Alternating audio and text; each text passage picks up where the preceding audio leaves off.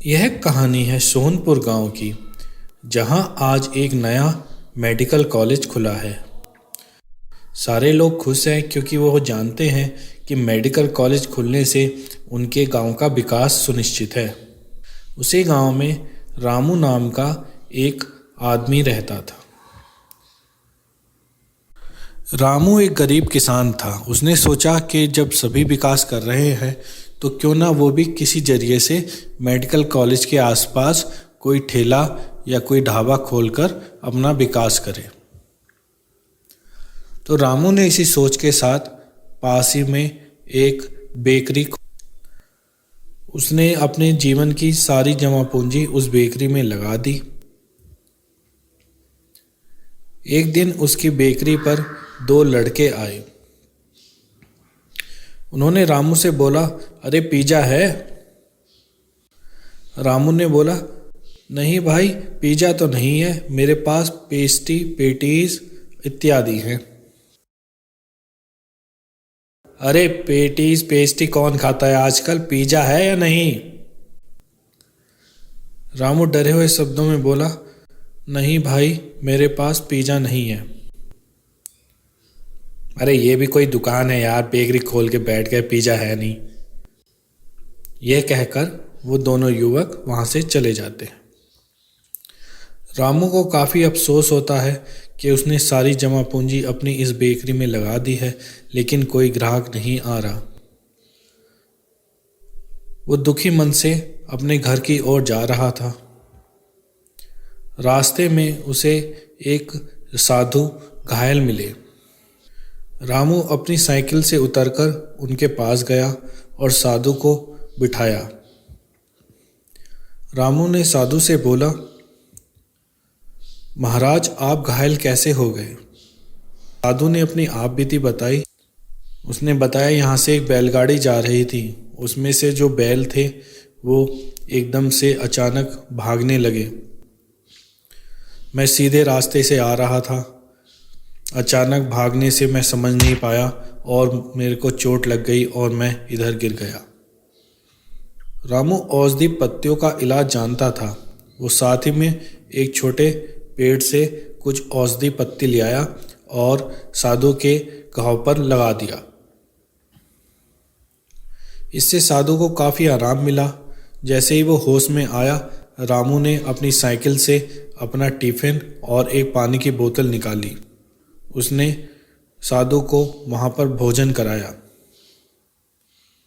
अब साधु की हालत ठीक लग रही थी, वो अपने पैरों पर चल पा रहा था। रामू ने कहा, महाराज, क्या आप ठीक हैं? आप मुझे अपना स्थान बता दीजिए, मैं आपको आपके घर छोड़ आता हूँ। अरे भाग्यवान, बेकरी खोल ली और सारी जमा पूंजी उसमें लगा दी, लेकिन कोई धंधा तो नहीं चल रहा, ना ही कोई ग्राहक आ रहा है। अगर ग्राहक आ रहा है अपने घर पिज़्ज़ा मांग रहा है। अब पिज़्ज़ा मशीन कहाँ से लाऊं? उसने तो ये सारी बातें अपनी बीवी को बताई। लगता है ये भी धंधा चौपट ही निकला।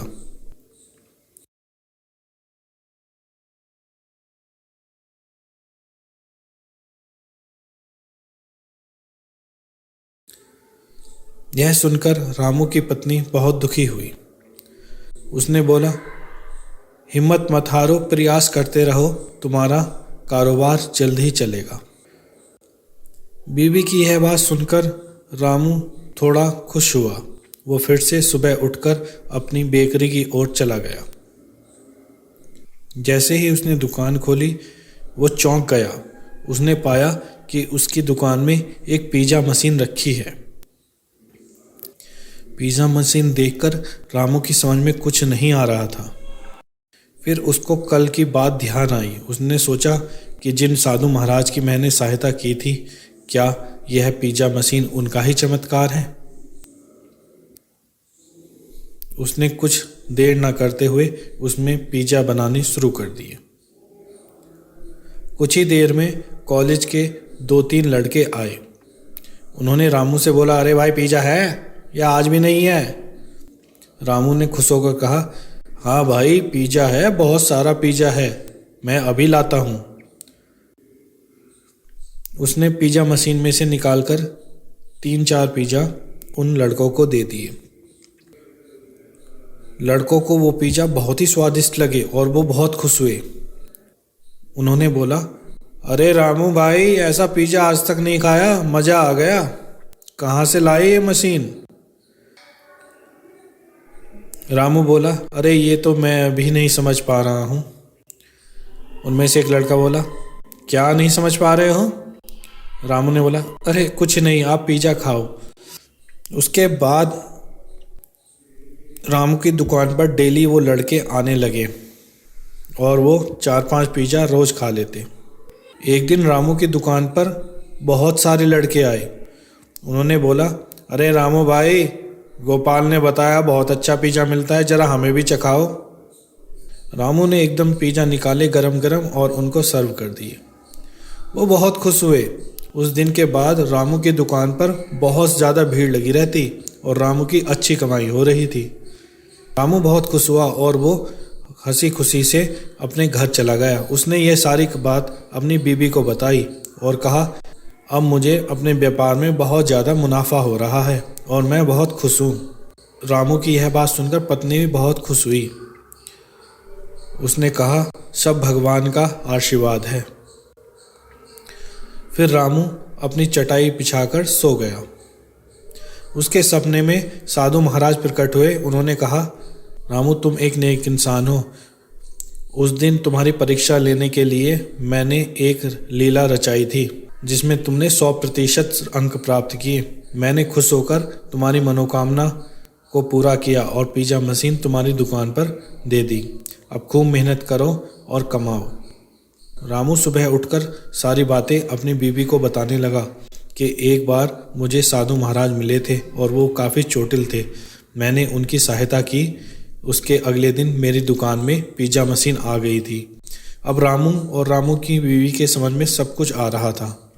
उन्होंने भगवान का धन्यवाद कहा और अपने कारोबार में जुट गए। सो दोस्तों, इस कहानी से हमें यह शिक्षा मिलती है, दोस्तों, हमें लोगों की मदद करनी चाहिए। वीडियो पसंद आई हो तो चैनल को लाइक एंड सब्सक्राइब जरूर करें।